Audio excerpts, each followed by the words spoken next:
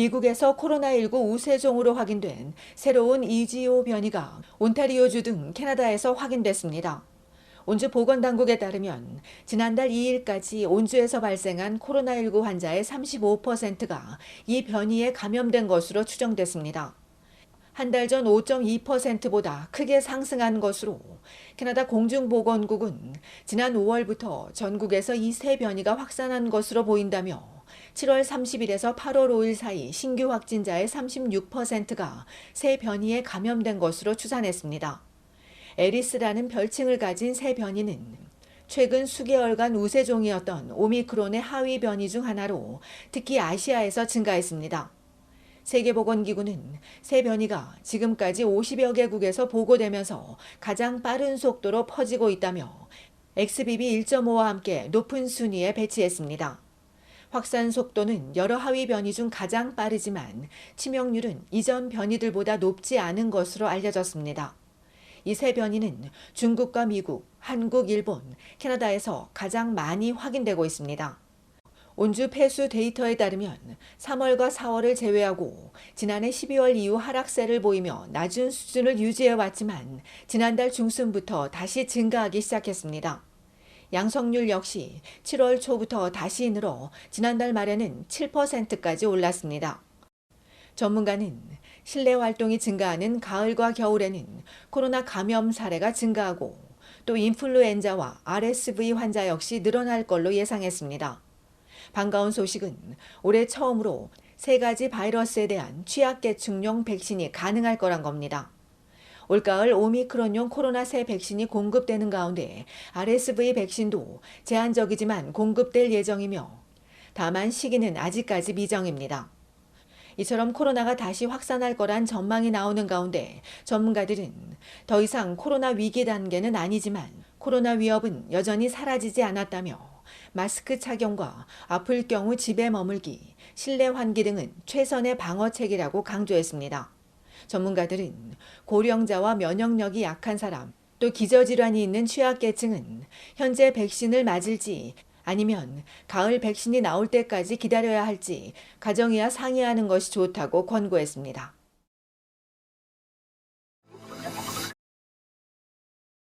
개물림 사고가 증가하면서 기르는 반려견에 목줄을 하지 않으면 $365의 벌금을 물 수 있다는 경고가 나왔습니다. 온타리오주 토론토 동물 서비스에 따르면 지난해 개물림 사고는 1년 전보다 39% 급증했고 애완동물 간 싸움도 19% 늘었습니다. 이들을 모두 합하면 지난 한 해 동안 1,316건의 사고가 발생했습니다. 올 들어서도 보행자와 사이클리스트, 심지어 어린이까지 개물림 사고를 당하면서 위험견 명령만 44건, 서면 경고도 168건에 달했습니다. 당국은 팬데믹 기간 중 애완동물의 사회성과 복종 훈련 등에 대한 접근이 제한된 점이 사고 증가의 한 요인일 걸로 예상했습니다. 당국은 애완견주가 이런 문제를 인지하고 책임 있는 행동을 하지 않으면 이런 사고는 계속 증가할 거라고 우려했습니다. 토론토에선 지정된 장소에서만 목줄을 풀 수 있는데 요즘은 공공장소에서 목줄을 묶지 않는 애완견들을 종종 볼 수 있기 때문입니다. 이에 당국은 개물림 사고는 목줄을 묶는 것만으로 충분히 예방 가능하다며 목줄의 중요성을 재차 강조했습니다.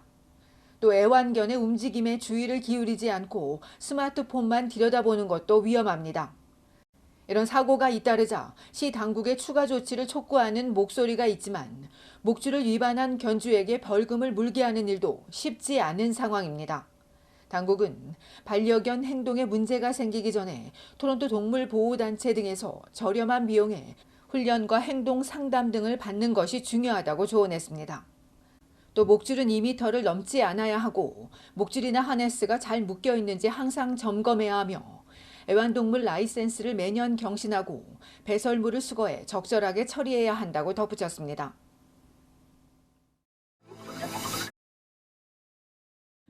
앞으로 온타리오주 토론토의 대중교통 이용이 훨씬 더 쉬워집니다. 오는 15일부터 버스와 지하철 스트리카 지불 방식이 프레스토 카드에서 신용카드와 데비카드, 휴대전화, 스마트워치로 확대됩니다. 오늘 놀수역 레슬리역에서 열린 기자회견에는 조성훈 교통부 부장관과 조성준 노인 및 장애인복지부 장관, 토론토 대중교통위원회와 메트로링스 CEO, 올리비아 차오 시장 등이 참석했습니다.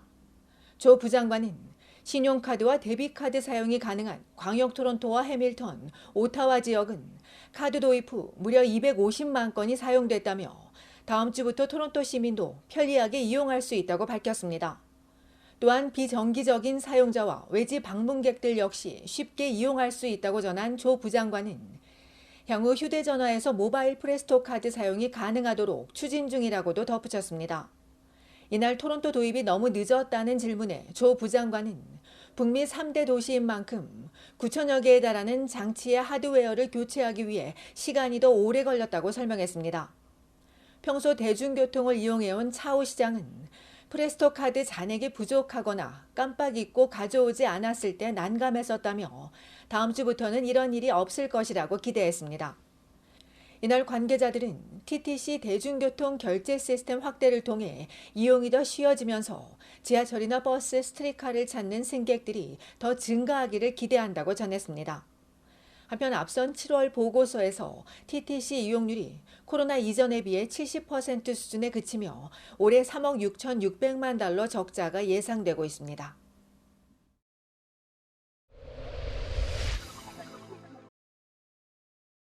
연방보건당국이 미생물 번식 위험이 높은 안약을 리콜했습니다.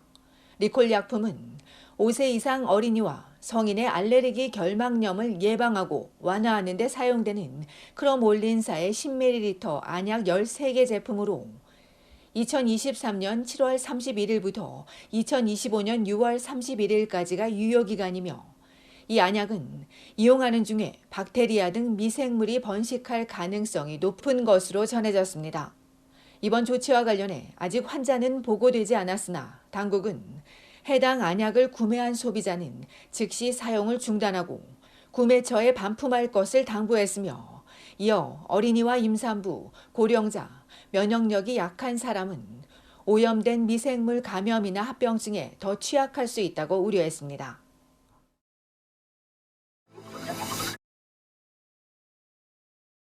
온타리오주 놀수욕에서 사고가 잇따르고 있습니다.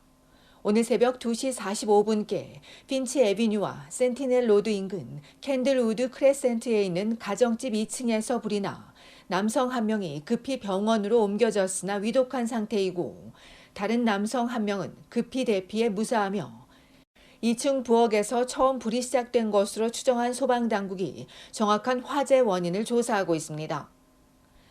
어제 오후 5시에는 영스트리트과 엠프레스 애비뉴 근처에서 훔친 차를 몰고 달리던 운전자가 차량 여러 대를 들이받는 사고를 내 3명이 부상을 입고 병원으로 옮겨졌으나 이들 모두 다행히 생명엔 지장이 없는 것으로 알려졌으며 차량 여러 대가 심하게 파손된 가운데 이 과정에서 전복된 차량을 조회하다 이 가해 차량이 훔친 것으로 확인되자 현장에서 사고차 운전자를 체포한 경찰이 목격자 등을 상대로 정확한 사고 경위 등을 조사하고 있습니다.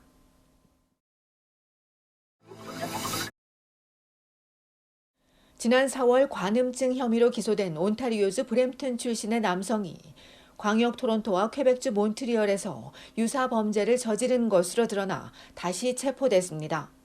할튼 지역 경찰에 따르면 30세인 피의자는 지난 3월 23일 옥빌 시네플렉스 극장 화장실에서 볼일을 보던 13세 소년을 촬영하다 체포돼 관음증 혐의를 받았으며 이후 추가 조사 과정에서 2021년 10월부터 2023년 3월까지 남성이 광역 토론토 30여 곳과 몬트리올 한 곳에서 동일한 범죄 행각을 벌인 사실이 확인되면서 이달 3일 또 체포됐습니다.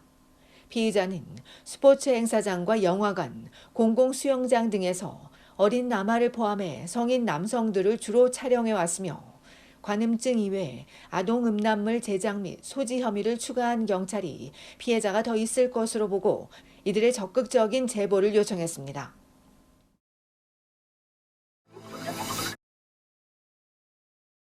한인 캐나다 교육자 네트워크가 창립 18주년을 맞아 오는 26일 오전 10시부터 오후 3시까지 베이비 글렌 인디펜던트 스쿨에서 서머 2023 컨퍼런스를 개최합니다. 학생 소속감과 포괄적 교육이란 주제로 열리는 행사는 오전엔 커뮤니티 빌딩 세션, 오후에는 분과회의와 리더십 패널 토론이 예정돼 있으며 현직에서 다양한 교육 경험을 가진 전문가들이 영어로 강연합니다. 캐나다 내 교육기관에서 근무하는 현직 교육자 또는 교육자가 되기를 희망하는 예비 교육자가 대상으로 내일까지 사전 등록하면 $20, 이후에는 $30이며 이날 참가자들에게는 점심과 다과가 제공될 예정입니다. 2005년 설립된 단체는 한인 출신 현직 교육 리더 및 초중고 교육자들로 구성된 비영리 단체로 한인 교육자의 전문성과 대학 교육 및 직업 경로, 온주 교육 체제, 자격증에 관한 워크숍 등을 주최한 바 있습니다.